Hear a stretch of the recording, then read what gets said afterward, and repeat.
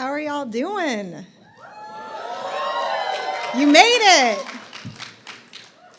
It is such a privilege to be here with y'all today. I look forward to multicultural graduation every year, and this year even more so because I get the honor of being the keynote speaker, and I got the honor of being chosen by student leaders as well. And so y'all know the Cultural Resource Center student leaders are phenomenal, right?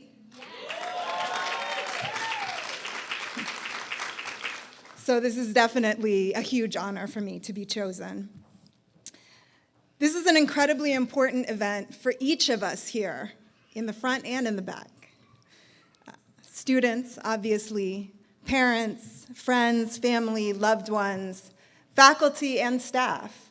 It's amazing to look out and see students that I've had the honor and privilege of getting to know, getting to engage with their brilliance in class. As a former Portland State student and graduate, I've literally sat where at least one of you is sitting right now. I've known the unbounded joy of having made it through, of getting not only the tassel, but the stole as well. I was lucky enough that after a number of years, we don't really need to talk about how many years, I returned to Portland State as faculty to teach in the Black Studies department. I've gotten to see firsthand from the other side of the classroom the struggles that students, especially first-generation students, students from marginalized and oppressed communities, the struggles that y'all went through to get these degrees. This multicultural graduation is a time for us to intone the words of Black feminist poet Audre Lorde in her poem, A Litany for Survival. For all of us, this instant and this triumph, we were never meant to survive. Celebrate your resilience, your determination, your strength, your shining bright hearts that brought you through. This multicultural graduation is also a time for us to remind ourselves that survival is only the first step. It's absolutely an important step. We must survive if we are to achieve anything else. But to survive alone is to be stagnant. Everything that is living must grow. If something is not growing, it's dead. Luckily, life is tenacious. It takes root under the most adverse conditions, flourishes against all odds. Like Tupac Shakur's rose that grew through concrete, I have been privileged to watch so many students blossom under adversity and hardship. I have watched students live out the defiant wisdom emblazoned on a student protester's banner in Mexico. They tried to bury us. They didn't know we were seeds. This graduation signifies an end, the culmination of all that you have accomplished, all you have grown in this phase of your academic career, of your life, and it is a moment of marvel and of wonder. I just have to warn y'all right now that this speech is about to get a little nerdy. All right, a lot nerdy, because I'm a huge science fiction fan. I love it not just because of the aliens and the time travel, which is awesome, right? I love it because science fiction is the only literary genre which not only allows us to discard everything that we think we know, but demands it of us. Science fiction challenges us to use our imaginations, to question everything that is quote unquote real, to envision the impossible. Science fiction tells us we have the right to dream. And that is what I hope each of you claim here today, the right to dream. Because yes, we are at an end, and we know that every end is a beginning. This moment, this multicultural graduation, is a unique moment. It is actually really a science fiction moment, if you think about it. One that highlights so clearly how the past, the present, and the future exist as one. We are actually, right now, right at this moment, defying the traditional notions of time. We are time traveling right now, y'all. Stay with me on this one. I know some of y'all are wondering where I'm going with this. There is a West African Ndinkra symbol called Sankofa.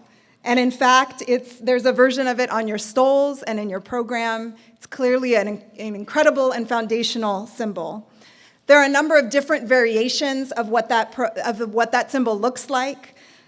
One of them that I think is incredibly powerful for this idea of time traveling is Sankofa manifested as a bird whose head is looking backwards, but its body is moving forward.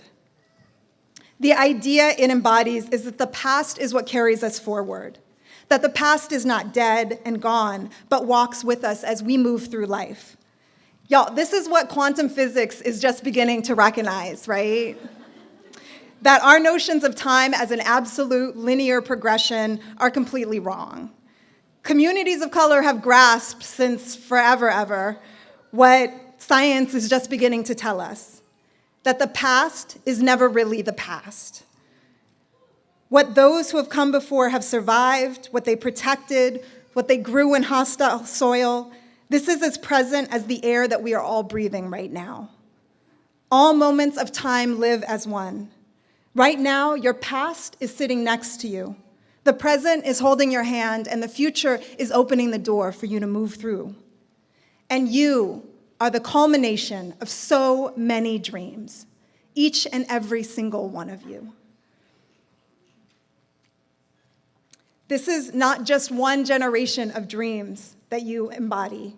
It is multitudes, stretching back decades, centuries, a millennia. Each of us that comes from communities that have experienced historic institutionalized oppression, we are all walking science fiction.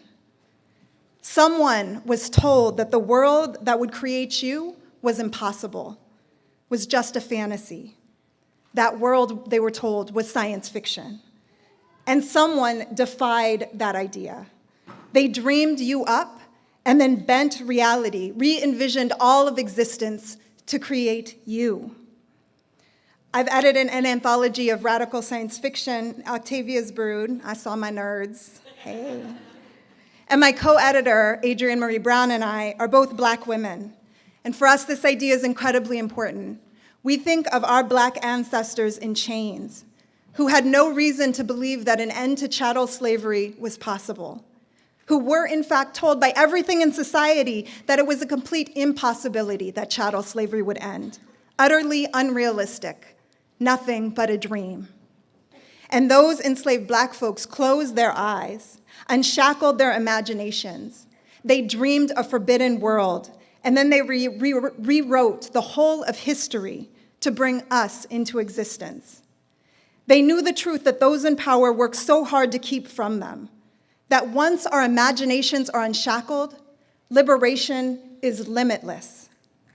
All of our ancestors, our elders from oppressed communities, sculpted the future for us, out of us, sculpted us as the future. They did not do this in isolation. They used culture, communal knowledge and history, ways of being and knowing. They planted the seeds of resilience in soil meant to be graves.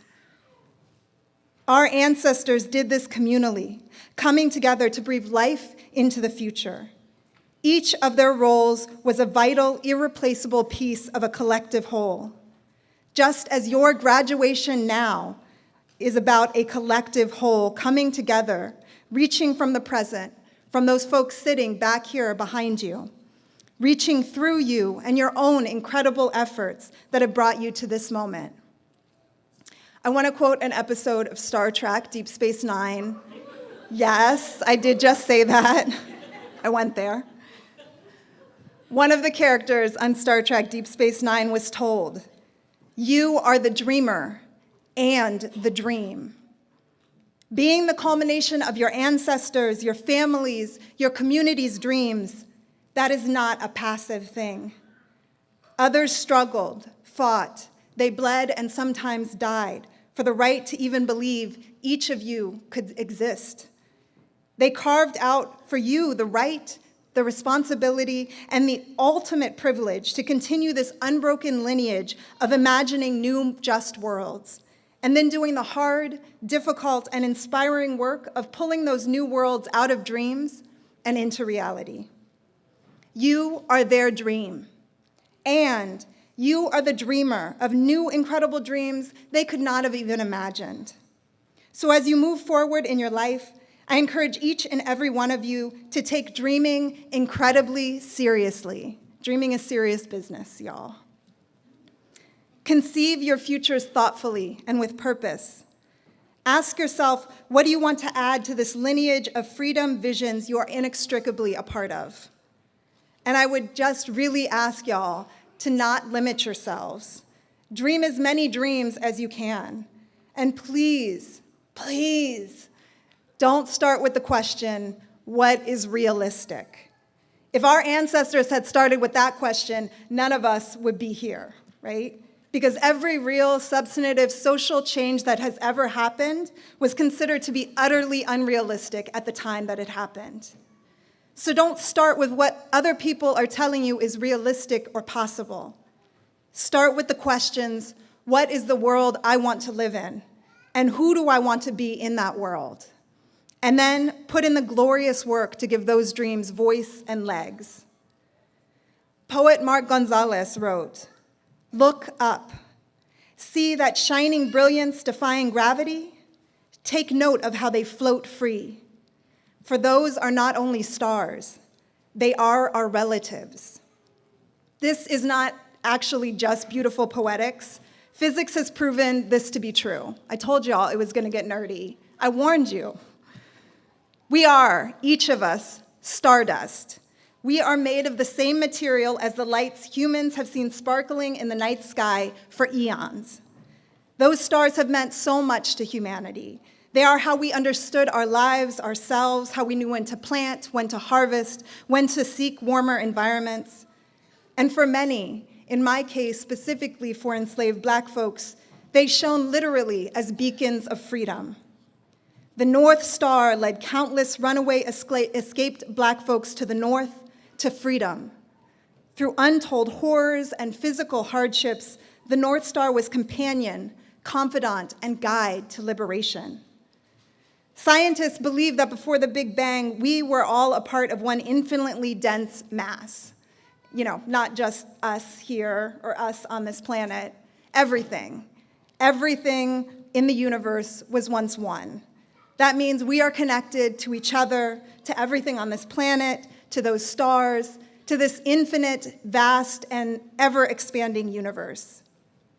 That means that we carry all of the positive elements, all of the beauty, all of the potential of every comet we have seen streaking across the night sky, every star we have ever wished on, every sun that has warmed our skin.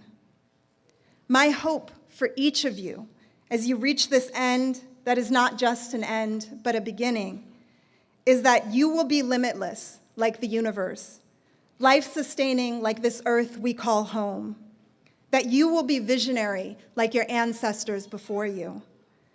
And I hope that each of you will be courageous enough to follow your own North Stars to freedom and to shine just as brightly, that you can illuminate the path for those not even born yet, for those who will come after you, who will be the culmination of your dreams. I am so proud of y'all. And as you move forward, know that you carry all of our pride, this community's pride, and that you are the pride of generations. Live brightly and light the way for your own walking science fiction. Thank you all so much.